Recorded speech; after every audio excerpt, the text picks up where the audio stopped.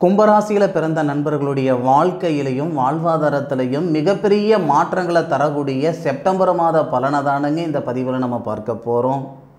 அப்படி என்ன சார் எங்களுக்கு மாற்றங்களை தரப்போகுது அப்படின்ற வார்த்தை நீங்கள் கேட்கலாம். 100% மாற்றங்களும் மாறுதலும் செப்டம்பர் மாதத்தில் இருக்குது. செப்டம்பர் மாத தொடக்கத்திலேயே கும்ப ராசியாதிபதி சனி பகவான் கும்பராசிக்கு 2வது பாவகம் தனஸ்தானத்தில் தனகாரகன் சொல்லக்கூடிய குரு பகவானுடைய ஆதிக்கத்தில் சனி பகவான் தன்னுடைய சுயசாரன் சொல்லக்கூடிய உத்திரட்டாதி நட்சத்திரம் முதல் பாதத்தில் 335 டிகிரியில் இருக்கக்கூடிய தருணத்தில் இந்த மாதம் பிறக்கப்படுது. தனஸ்தானாதிபதினு சொல்லக்கூடிய தனகாரகன் குரு உங்கள் ராசிக்கு 5வது பாவகத்திலிருந்து உங்களுடைய ராசியை பார்க்கக்கூடிய தருணத்தில் குரு பகவான் தன்னுடைய சுயசாரன் சொல்லக்கூடிய புனர்பூச நட்சத்திரம் ஸ்ரீராமர் அவதரித்த நட்சத்திரத்தில் இருந்து உங்களுடைய ராசியை பார்க்கிறார். அருமையான ஒரு பிரார்த்தம். இது மட்டும் இல்லைங்க, திருமண ஸ்தானாதிபதினு சொல்லக்கூடிய சூரிய பகவான் இந்த கும்பராசியில் பிறந்தவங்களுக்கு திருமண ஸ்தானாதிபதி சூரிய பகவான் உங்களுடைய ராசிக்கு 7வது பாவகம் திருமண ஸ்தானத்தில் இருந்து ஆட்சி நிலையில் இருந்து புத்திர ஸ்தானாதிபதினு சொல்லக்கூடிய புதனுடன் சேர்ந்து உங்கள் ராசியை பார்க்கிறார். தீராத திருமண தடைகள் தீரப்போகுதுங்க. கும்பராசியில் நான் பிறந்திருக்கிறேனுங்க, 35 வயசு ஆகுதுங்க, இது வரைக்கும் எனக்கு கல்யாணம் நடக்கலைன்னு வருத்தப்பட்டுக்கிட்டு இருக்கிற ஆணாக இருந்தாலும் சரி பெண்ணாக இருந்தாலும் சரி செப்டம்பர் மாதம் முடிகிறதுக்குள்ளார திருமண தடைகள் நீங்கிடும். அதுவும் செப்டம்பர் மாதம் 1ஆம் தேதியிலிருந்து செப்டம்பர் மாதம் 16ஆம் தேதி வரைக்கும் உங்களுக்கு டைம் கொடுக்குறேனுங்க. 30 நாள் உங்களுக்கு அவசியம் இல்லை. நல்ல நேரம் நடக்கிறதுக்கு 1 வருஷம் 1 மாதம் தேவையில்லைங்க. ஒரு நாள் ஒரு பொழுதில் இருந்தால் போதும். ஒரு நாள் ஒரு பொழுதில் நல்லது நடந்துடும். கும்பராசியில் பிறந்தவங்க மிகப்பெரிய மன அழுத்தம் 2 விஷயம்.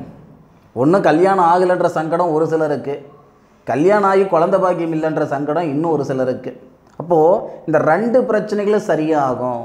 எந்த அடிப்படையில் இந்த வார்த்தை நான் சொல்கிறேன் அப்படின்னா, கும்பராசிக்கு 7வது பாவகத்தில் திருமண ஸ்தானாதிபதினு சொல்லக்கூடிய சூரிய பகவான் பரணி நட்சத்திரத்தில் வரும் பொழுது, அவர் பூரம் நட்சத்திரம் பரணி நட்சத்திரன்ற பாருங்க, அதாவது சுக்கிரனுடைய நட்சத்திரம், அதாவது திருமண காரகன் அப்படின்னு சொல்லக்கூடிய சுக்கிர பகவானுடைய நட்சத்திரம் பூரம் நட்சத்திரத்தில் இருந்து உங்கள் ராசியை பார்க்கிறார்.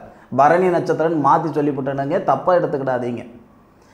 உங்கள் ராசிக்கு 7வது பாவகத்தில் இருக்கக்கூடிய திருமண ஸ்தானாதிபதி கல்யாணகாரகன் சொல்லக்கூடிய சுக்கிர பகவானுடைய சாரத்தில் இருந்து உங்கள் ராசியை பார்க்கக்கூடிய தருணம் சிறப்பு. அதுபோக குரு பகவான் குடும்பஸ்தானாதிபதி அவருடைய சொந்த சாரத்தில் இருந்து உங்களுடைய ராசியை பார்ப்பது சிறப்பு. புத்திரஸ்தானாதிபதி பூர்வீக ஸ்தானாதிபதினு சொல்லக்கூடிய புதன் திருமண ஸ்தானாதிபதினு சொல்லக்கூடிய திருமண ஸ்தானத்தில் இருந்து திருமண ஸ்தானாதிபதியோடு சேர்ந்து உங்கள் ராசியை பார்ப்பது சிறப்பு. இதனால் திருமணத்தில் இருக்கிற தடைகளை நீங்குங்க. திருமணமாகி புத்திரபாகியம் இல்லைன்னா புத்திரபாகியத்தில் இருக்கிற தடையும் சரியாகும். இதில் மாற்று கருத்து கிடையவே கிடையாது. எவ்வளையோ பரிகாரங்களை செஞ்சுருந்துருக்கலாம், கல்யாணத்துக்காக எத்தனையோ கோயில் குளம் போயிருந்திருக்கலாம், எத்தனையோ மருத்துவம் பார்த்து சலிச்சு போயிருந்திருக்கலாம், வைத்தியம் பார்த்து சலிச்சு போயிருந்திருந்திருக்கலாம் குழந்தை பாக்கியத்துக்காக. இந்த மனுஷனுக்கு இருக்கக்கூடிய மிகப்பெரிய ஒரு கவலை இந்த 2 விஷயம்னா இந்த 2 விஷயமும் சரியாகும். அதுபோக உங்கள் ராசிநாதன் சொல்லக்கூடிய சனி பகவான் தனஸ்தானத்தில் வக்ரகதியில் இருந்தாலும் தனஸ்தானாதிபதியுடைய சூழல் சாதகமாக இருக்கிறதுனால பொருளாதார ரீதியாக இருக்கிற சங்கடங்கள் வெகுவாக குறையிறதுக்கு மாறுதல் உண்டு. செப்டம்பர் மாதம் பிறந்த உடனே ஆஹா ஓஹோன்ற அளவுக்கு பலன் கொடுத்துருமா அப்படின்னா, ஆஹா ஓஹோன்னு வாழ்கிற அளவுக்கு ஒரு வாய்ப்பை கொடுக்கும். ஒரு சந்தர்ப்பம் நமக்கு தேவை. அதுதானுங்க, என் உழைப்புக்கு தகுந்த உயர்வு வரணும், இல்லை என் வாழ்க்கைக்கு ஏற்ற வளர்ச்சி வரணும். ஒரு நாள் ஒரு பொழுதில் வந்துடாது. அப்போ ஒரு சந்தர்ப்பம் தானே நமக்கு தேவை. சந்தர்ப்பம் கொடுத்தா தானே நம்மக்கிட்ட என்ன திறமை இருக்குதா இல்லையான்னு வெளிக்காட்ட முடியும். கும்பராசியில் பிறந்தவங்களுக்கு வரக்கூடிய செப்டம்பர் மாதத்தில் பல தருணங்களில் இந்த பிரபஞ்சம் மிகப்பெரிய சந்தர்ப்பத்தை கொடுக்கும். செப்டம்பர் மாதம் 14ஆம் தேதி நல்லா எழுதி வச்சுக்கோங்க. இது கண்டிப்பாக நடக்கும், கட்டாயம் நடக்கும். அதில் மாற்று கருத்து கிடையவே கிடையாது. பிரிஞ்சு போன தம்பதிகள் அதுபோக மறுமணத்துக்கு முயற்சி பண்ணிக்கிட்டு இருக்கிறேனுங்க, ஆசை 30 நாள் மோகம் 60 நாள்னு சொல்லுவாங்க. நான் காதில் கேட்ட வார்த்தை அது, கேள்விப்பட்டது. என் வாழ்க்கையில் நெசமாகி போச்சுங்க. ஊரறிய உலகறிய பரிசும் போட்டு பந்தலை போட்டு கல்யாணம் பண்ணணுங்க. அம்மி மிதித்து அருந்ததி பார்த்து செஞ்சுக்கிட்டேனுங்க. 3 மாதம்தான் வாழ்ந்தனுங்க. வாழ்க்கை இன்றைக்கி அத்வானத்தில் தொங்கிட்டு இருக்கிற மாதிரி தொங்கிட்டு இருக்குது, வவால் தொங்கிட்டு இருக்கிற மாதிரி தொங்கிட்டு இருக்குது. எனக்கு மறுமணமாவது நடக்குமாயான்னு கேட்டிங்கன்னா, கும்பராசியில் பிறந்தவங்களுக்கு சரியாக சுக்கிரன் திருமணக்காரகன் சொல்லக்கூடிய கிரகம் திருமணஸ்தானத்துக்கு வரும் பொழுது 14, 15, 16 3 நாள் டைம் கொடுக்குறேன். அந்த 3 நாளில் நிச்சயமாக சொல்கிறேனுங்க, உங்களுக்கு நல்லது நடந்து போயிடும். இந்த மறுமணத்துக்கு முயற்சி பண்ணுற நண்பர்களுக்கு இது உண்டான நேரம். அதுபோக இன்னும் சில பேர் இருக்காங்க. எப்படின்னா, காலம்பூரா நான் வாடகை வீட்லேயே இருந்துக்கிட்டு இருக்கிறேனுங்க. வாடகையே மாதத்துக்கு 10,000 ரூபாய் கட்டுறேனுங்க, 15,000 ரூபாய் கட்டுறேனுங்க. நான் மாதம் 15,000 ரூபாய் கட்டுறது இஎம்ஐ கட்டிவிட்டால் கூட, பேங்க்கு கட்டிவிட்டால் கூட எனக்கு வீடு சொந்த வீடாக வந்துடும். ஆனால் அந்த மாதிரி ஒரு பிரார்த்தம் எனக்கு இல்லைங்க.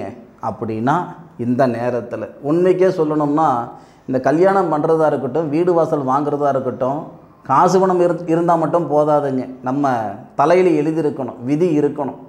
இந்த நேரம் அப்படின்றது கல்யாணத்துக்கு வந்த நேரமாகவும் இருக்குது. முக்கியமாக மண்மனை உருவாக்குறதுக்கான நேரமாகவும் இருக்குது. கும்பராசியில் பிறந்தவங்களுக்கு மிகப்பெரிய யோகமான கிரகம் எதுன்னு கேட்டிங்கன்னா சுக்கிரன். 4வது பாவகத்துக்கு அதிபதி, சுபஸ்தானாதிபதி. அப்போ இந்த 4வது பாத்தியத்துக்கு அதிபதி சுக்கிரன் உங்கள் ராசியை பார்க்கக்கூடிய சூழலால் மண்மனை உருவாகிறதுக்கு வாய்ப்புகள் உண்டு. உங்கள் சக்திக்கு தகுந்த மாதிரி. நான் 1 சென்ட்டில் ஒரு இடம் வாங்கி வீடு கட்டிக்கிறேனுங்க, இல்லை 10 சென்ட்டில் இடம் வாங்கி வீடு கட்டி இருக்கிறேனுங்க, இல்லை நான் கட்டின வீடு வாங்கிக்கிறேனுங்க. அது உங்களுடைய எதிர்பார்ப்பு. ஒரு ராசியில் அல்லது ஒரு நட்சத்திரத்தில் பிறந்தவங்களுக்கு எல்லாமே ஒரே மாதிரியான எதிர்பார்ப்பு இருக்கிறது இல்லை. ஒவ்வொரு விதமான எதிர்பார்ப்புகள் உண்டு.